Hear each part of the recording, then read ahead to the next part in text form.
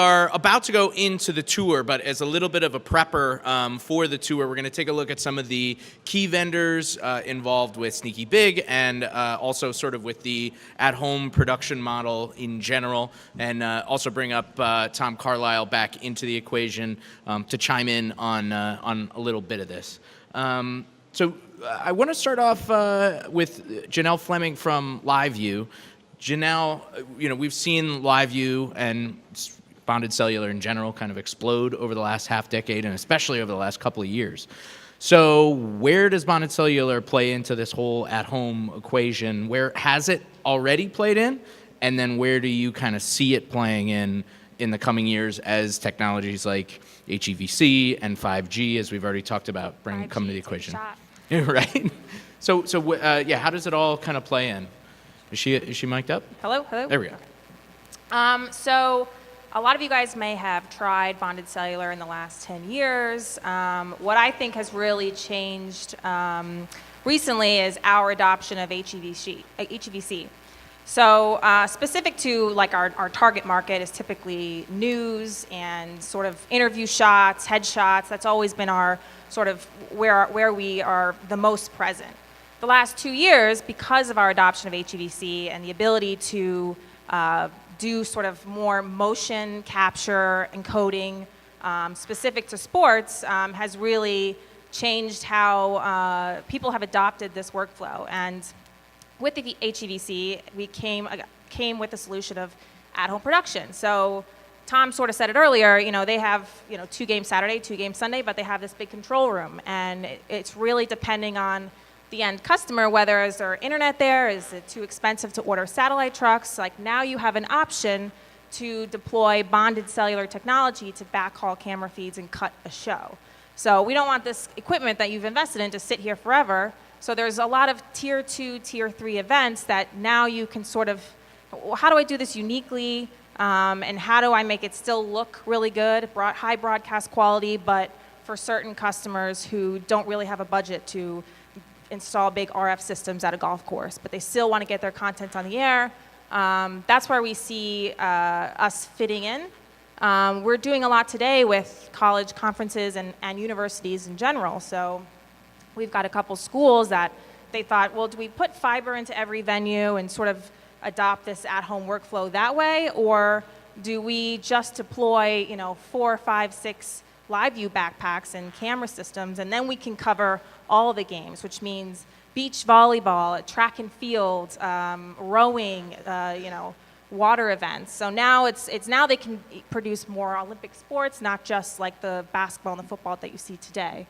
So yeah, we're it's a lot of unique sports. So people mentioned Facebook Live. So sure, they're buying a lot of rights. ESPN Plus are buying a lot of rights. So, but they want to improve the production and do unique events that don't normally draw an eye. So we did a Spartan race this year with Facebook Live, and they had people with backpacks and drones throughout the race covering angles that they never were able to cover before. And at a price point that really allow them to do a lot more. And they've had, a substantial amount of views, and they could go to, Facebook could go to their, probably Mark Zuckerberg and say, look how cool this is. Like, let's keep investing in this. So yeah. So where do you see, and again, it is going to be the buzziest word, as Mike said, for quite a while, and none of us really know what the fuck we're saying half the time, but we know 5G is exciting, right? I'll fake it. So how is 5G going to impact bonded cellular? I mean, we're talking about more paths, we're talking about higher resolutions, we're talking about basically a lot more over the same number of systems, right? Yeah, so 5G is really going to allow us to focus on other tools in the sort of portable uplink solution that we have today. So, with the evolution of H.264 to HEVC, we saw less macro blocking, we saw more reliability, more consistency in the feeds, which is why we were able to enter into the sports world. With 5G, now we can think further about HDR, and we have a 4K solution, but we can even bring that up a level. So we're really excited because now we can focus less on all these unreliable networks and focus more on how do we improve the tool that we have. So, video return and IFB capabilities are built into it today, but we can even enhance it. So it's exciting. It's still down the road. Sure. So we're working with AT&T and Verizon and building modems and how we're going to sort of do a hybrid approach as this starts to get deployed. But it's exciting. We're excited for it. Yeah. Tom, I'm curious, not necessarily specifically LiveU, but bonded cellular overall. What's your opinion? How do you see it working into this evolving ecosystem for at-home stuff? Well, I've used bonded cellular for almost 10 years now. At Fox News, we had LiveU systems, and at NBC, we used another vendor, and TVU. And the technology is kind of the same across there. The pitfalls of some of it are obviously when you're in a bonded cellular environment and you have a large number of people streaming the same content, your bandwidth starts to suffer somewhat. Right. But that can be made up, and like Janel was talking about with HEVC, of course, as engineers like to say, standards are great, everyone has one. The HEVC, or the standard for 5G seems to be a shifting pedestal right now. If you look at IEEE's latest work on it, there's a lot of different points where 5G is kind of moving around. But I think it's a huge answer. LiveU technology and bonded cellular in general is a really cool opportunity for, like we talked earlier, there's Shoulder program, there's a lot of other things that we can produce that clients don't have the budget to spend $50,000 or $30,000 on something, where we can produce something, get good quality content, get it on air, and make, fill the airtime. When you have 3 or 4 channels of programming you need to put content on. I think as a provider of that type of thing, we haven't bought into a system yet. We are testing different ones to see which ones are the most reliable, the ones that work in our workflow. But they provide us answers for clients who say, well, I need this for my programming, but I don't have the budget to do it at that level, but I think I can do it at this level. So it's a great tool to have in the box. Excellent. So Miles, I got a little sneak preview tour from Tom earlier today, and he was going off about how your guys' Cine lenses play into the virtual environments that they've created, which everybody will see in a little bit. So just real quick, just kind of provide an overview of what you guys have provided here, and then I'm curious what Tom has to say about what you did provide. Yeah, sure. When they opened this facility a couple of years ago, our Cabrio, they acquired our Cabrio lenses, which were among the first lenses, I guess, they brought into this studio. Our Cabrio PL mount zooms it's designed for multi-purpose, cine style shooting, and we were the first to introduce a ENG handheld type servo drive unit that attaches to the lens. So it gives you a multi-purpose to use these lenses. I think what was really essential, and it has 3 motors for the iris, zoom, and focus. And I think what was really essential for Sneaky Big was that they have 16-bit encoders. So for their VR and robotic systems, that was something that was very necessary. Cool. Tom, why do they make the difference? Well, okay, so for Phoenix residents, did anyone see the Phoenix mayoral debate that was aired on KPNX? If you'd seen it, that was the Cine lenses. Most of the people that saw it, Jeffrey was actually our V1 for that, and they are beautiful lenses. There's no question they're a fantastic lens. On the virtual side, one thing you have to think about in virtual sets is lens aberration. It can cause the set to warp weird when you're zooming. It causes weird effects when you use the iris, those type of things. When 2 different companies have made lens files of their lenses, and again, this is not a sales ploy, this is actually me telling you my experience from independent companies who have done the lens files. They are some of the flattest lenses you'll ever find when it comes to adding that file into your virtual set. So much so we've got 4 of the 120s, a 300, and a 14 by 35 wide angle, and they are just beautiful lenses, and we use them for studio broadcast production work, but we also use them in field production too for doing our commercial work. We augment that with some other primes and some other companies' work too. But they are just lovely lenses. I really like them. They work fantastic for what we need them to do, and they pair with our F55s really, really well. So. Cool. Well, we'll see him on the tour. Miles, just real quick, we're not that far away from NAB. What are you guys excited about right now in terms of Fuji technology? What are some of the things that other people are excited about? The last couple of years, we've been really concentrating on 4K HDR broadcast lenses. We have a expanded lineup from our 4.5 handheld all the way out to our 107 field box lens. So we're going to continue developing that. Recently, we introduced a barrel type 46 times, 46 by 9.5, and a telephoto version 13.5. And also a valued priced 70 times 8.7. That's ideal for sports applications, smaller venues and arenas and such. So I think that's going to be a good product. Cool, awesome.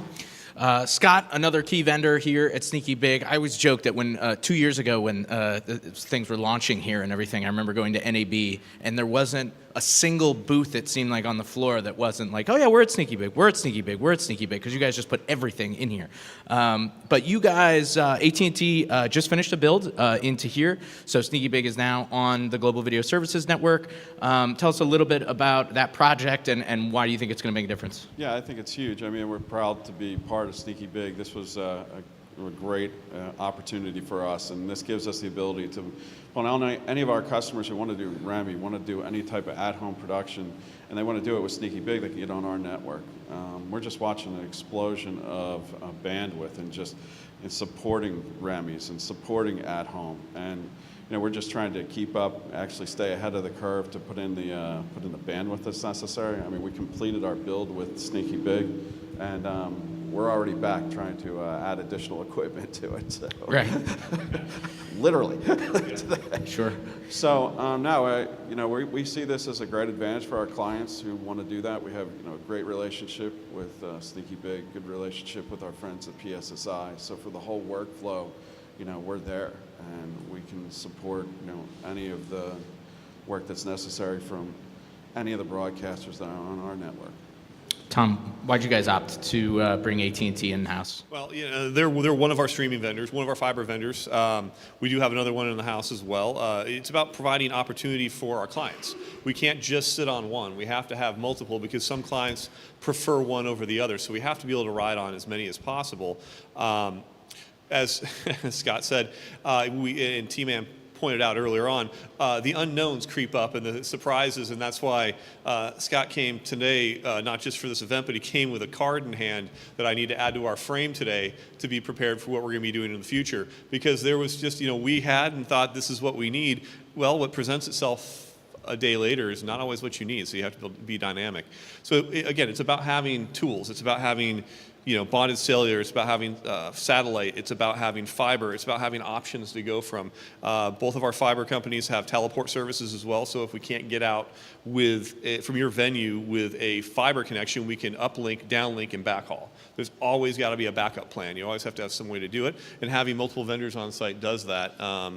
It's an exciting future. It's somewhere when we built the place, we didn't exactly know where we were going to go with this and how we were going to get out of the building. There was a lot of unknowns, and now we're starting to build really amazing partnerships with a number of our vendors to be able to do that, to be able to get this equipment in place and be able to do really amazing work with it and provide our end user, our clients, in this case the AAF, and in other cases ESPN and others, with the opportunity to do really great work out of here and to cut their costs. That's kind of what we're doing this for. So.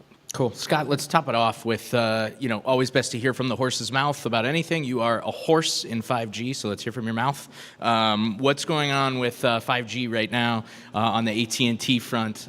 And ride that mic in there so that the A1 doesn't go crazy. It's probably easier just to say what's not going on. Right. I was just at a leadership kickoff, and 5G was everywhere, and I think everybody had a T-shirt. I didn't get one, but so no, we're looking at from a 5G perspective, how it can integrate into your workflow, how we can integrate it into broadcast, how we can start, like you said, support the remotes. Like let's say a rally car cross race out in the middle of nowhere in Vermont. How do you support that? Do that with satellite, or do I run fiber there? Is it cost effective for me to drop fiber into some course in the middle of nowhere? Some cases it is. But we are looking at how 5G and how we can work with LiveU, et cetera, how can that help a production, and how can that help you not just spectrum, getting you 1 gig worth of bandwidth, up to 1 gig, being able to provide that, that's just an insane amount of bandwidth. When right now I'm looking at, it's a fat can I pipe, get 8 meg out of a venue? And now I'm talking about, okay, well, let's a couple hundred meg or a gig. What do you want? And not having the contention issues, like if you run into a sporting event, not only a news event as well. So. Sure. Very cool. I mean, we're constantly looking at the future and how we can integrate all of those different pieces. And just real quick, just because it is a pretty cool workflow, but you guys are working with PSSI on a lot of this stuff, and I know they're at the Rolex race this weekend doing some crazy stuff, but just a quick description on that. Well, we've partnered with PSSI, and one of the things that we started to do is now, instead of putting all of our equipment at a venue, instead of doing that, let's put fiber at a venue. Then we can bring the truck in. When we bring the truck in, we realize, well, wait a minute, if I'm bringing the truck, I've got satellite and I've got fiber. Now I've got the best of both worlds. Well, if I'm bringing that truck, I've got a 53-foot mast on it. Hey, let's put in 4G or 5G off of that, and maybe we could take some wireless camera feeds off it. Minimum, give the production truck area at least some cellular connectivity. Go Byron Nelson a couple of years ago. And we're looking at all of those piece parts, and if I can go there and I can provide that, hey man, I can just, if there's no fiber, I still can use the 4G, 5G uplink it, hit the production truck, ride across, then hit the teleport, and then ride back to your studio. So the advantages to it are just amazing, and we have an enormous amount of uplink, earth station facilities that we're doing a lot of work with. So there's ones on the West Coast, there's one in New York. We're doing a lot to upgrade those and bring those back online as well. Yep, something to keep an eye on, and we're covering it a lot at sportsvideo.org. Shameless plug there, so always check out the news there.